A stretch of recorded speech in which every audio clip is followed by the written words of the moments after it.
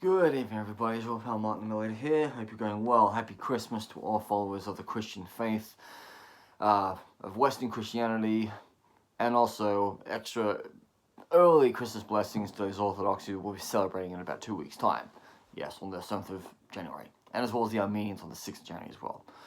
So, I'm just waiting for my files to upload and all, and it's quite iffy when you've got a laptop with a small amount of hard drive, you've got an iPhone with all of your video work on, and you just want to make a video and you just want to basically transfer files from an iPhone to a computer, and actually to a USB stick or a SIM card or a SD card and edit. I just discovered recently that Canva is a great online app to use, because I was using Clipchamp and I was just really dumb last night. I was making a vlog about my visit to Great Lakes Grave, and every time Clipchamp basically had to freeze in the browser and stop working, it would come back to me saying, "Oh, I've lost the files. These files don't exist in these locations." So I thought, really fed up with that. Also really fed up with not having enough space on my hard drive.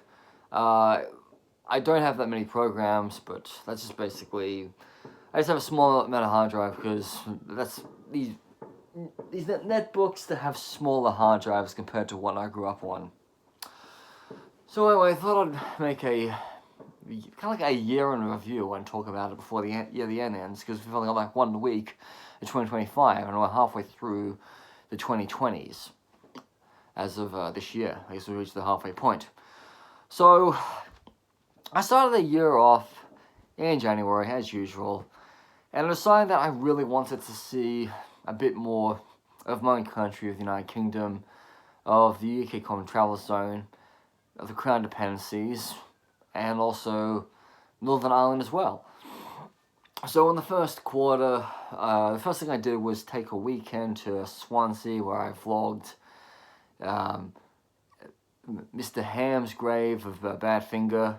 Yes, really tragic way how he died. But also, it was the first time I'd ever been to Swansea, and I preferred to go to Cardiff rather than Swansea. Didn't like Swansea too much, but I was just glad to be back in Wales after a few years. I then took a weekend away to the Isle of Man, where I met up with my buddy John. And the exciting thing about my buddy John is I met him on Airbnb in America 15 years ago. He visited my dad and I in Sydney 9 years ago. And now that him and his wife live in Dublin, I was able to meet up with him on the Isle of Man, visit him in Dublin, and also we took a trip to Algeria in the fourth quarter this year. So next year we're going to go to Winter Olympics, and hopefully we're going to go to somewhere in Asia. And there's other countries he really has a desire to visit with me, like let's just say Libya, because it's our last Mediterranean nation. It's a pipe dream, but we'll make it happen. But I really want to get to Suriname with John, because he has this goal that we should go to every continent together, and we've already done 4 continents so far. So, and also I eventually went to Northern Ireland for the first time in my life. I decided to go to Belfast on St. Paddy's Day, even though I just went there for the day. But I also ventured into Northern Ireland twice, because I went there again in May when I took a train from Belfast to Dublin to meet with John, and then John drove me all the way back up to Belfast to fly home, stopping off in some really nice locations, and even finding a consulate of St. Vincent and the Grenadines just outside of Belfast. For any of these people playing at home, St. Vincent and the Grenadines is an island in the Caribbean. Haven't been to there yet, but I really want to get to every country in the world, so it's on the list. February, I got to see Toto in Birmingham, which, it's strange that I decided to go to Birmingham instead of London, because the tickets were cheaper, but gave me the opportunity to see friends in Brum. And then I also saw Queensryche in Brixton for the first time in 6 years, and I've been dying for them to come back in all this time, despite the pandemic. It's been my longest time since I saw Queensryche, even though I had roughly 6 years from the first time I saw them in Sydney to the second time I saw them in London. great show. I hope to come back to England soon, maybe the next year or so.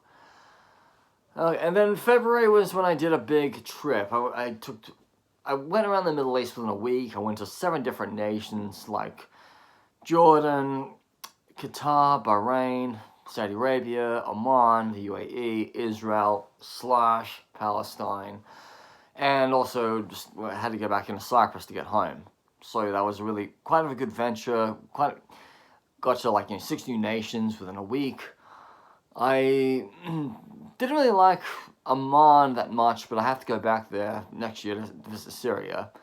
Doha was okay, but unfortunately, my cousin's husband wasn't there at the time because I think he normally works there, and I was only there for 8 hours. I really did like Bahrain, and I kind of wish I saw more of it, but I was really glad I got to visit the synagogue in Bahrain as it had been redone thanks to the king of Bahrain.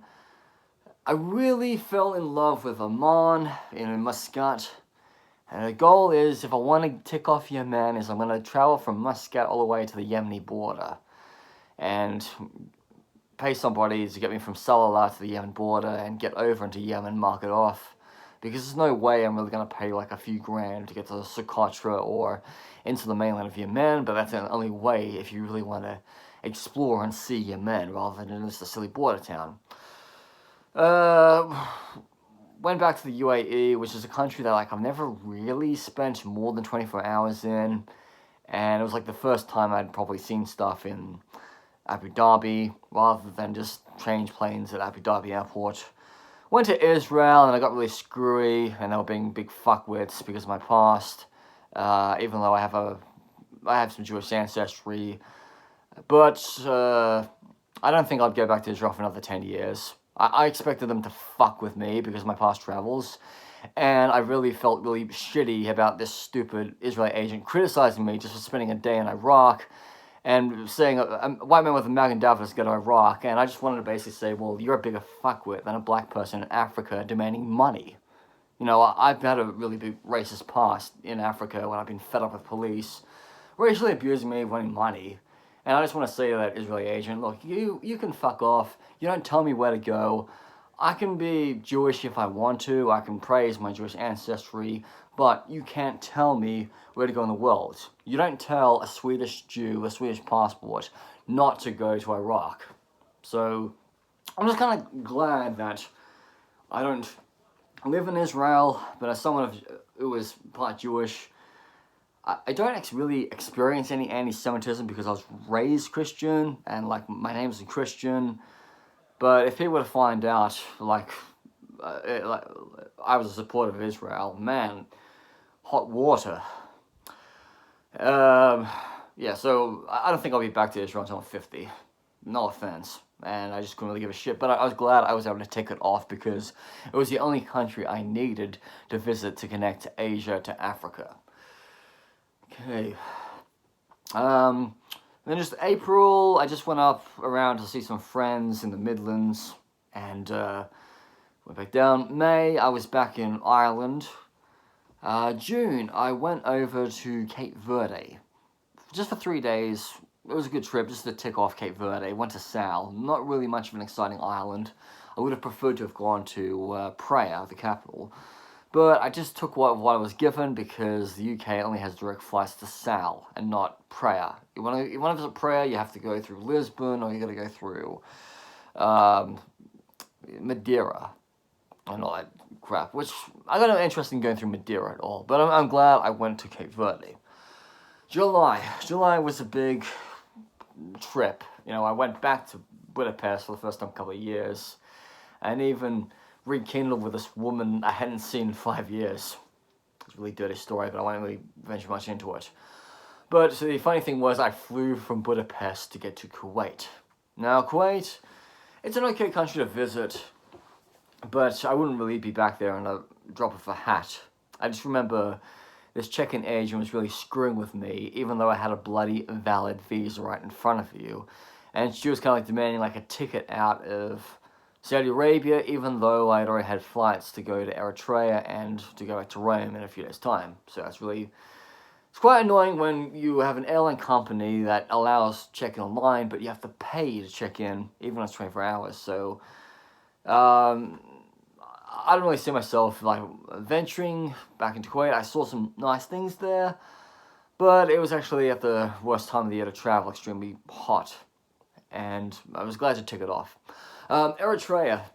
I'm just, since I found my iPhone again, because I left it in Brum, I'm going to go through a whole bunch of stuff I filmed in Asmara. And I only saw Asmara because I was restricted to that capital. I couldn't go anywhere else because you had to pay more money just to go to other parts of the country, like Masera. And I only had 4 days, but glad I got to go to Eritrea. Despite the fact that I got struck down by food poisoning from a kebab. And let's not forget that stupid man at that freaking Gibora restaurant hitting on me, asking me for my fucking room number, when I apparently just gave him 2 middle fingers in the streets of Samara for being a cunt to me.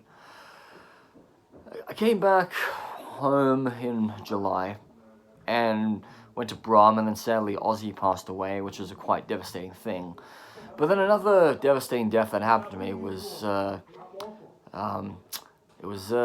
Ace Frehley. Yeah, I read his book, No Regrets. And so, when I die, when I pass on, I want on my tombstone, I regret nothing. Because I regret nothing I ever did in my life. I don't care if I swore at a black person in Birmingham for fucking up my orders, or I got fired for racially abusing a Bengali, or that I called Senegalese diplomats like stupid African people, or that I told the police in South Africa to stop being racist for asking for money. I don't regret ever doing that. Like, hell, I even spat on my own country's embassy in Copenhagen because I have a dislike towards Australia. I regret nothing of what I've done in the past. The rest of my life, whatever I do, I will go to the grave with no regrets, that I regret nothing. Okay? But, I kind of have, with being on the spectrum and all, I really kind of get pissed off with people in Africa who pester me for money. And I also got really fed up with the children in Asmara being racist to me last time, calling me China. Sometimes you have to stand up to these begging children, even if they're crying their friggin' eyes out wanting money. I've never, honest in my life, I've never sworn at a begging child, but I remember in Namibia, I screamed at a begging child who wanted me to give him money or buy him food.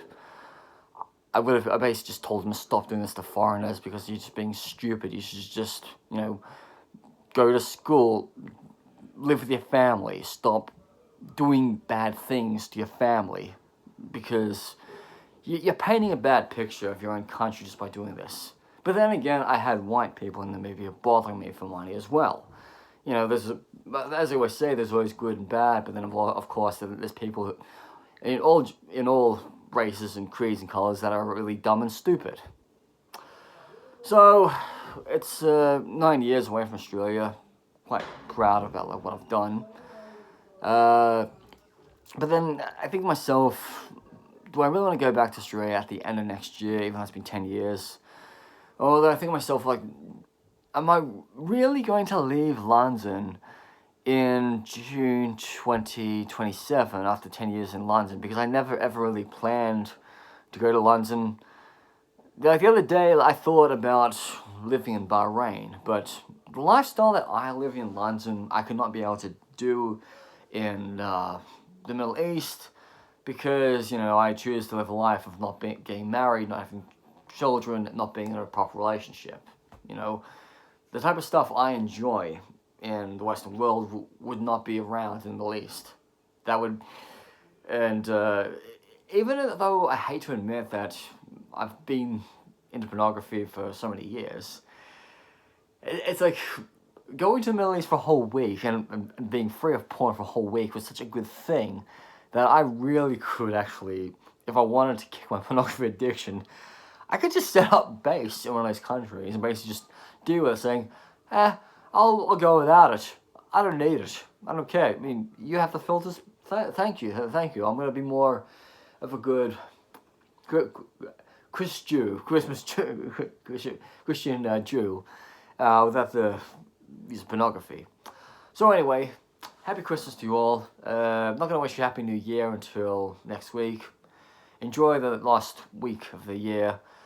Next year, I'm planning to do more traveling, maybe 125, 130 country, 4 continents, maybe go back to Australia. I'm already planning on going to Africa next month, and I really want to get to Damascus this year. Next year.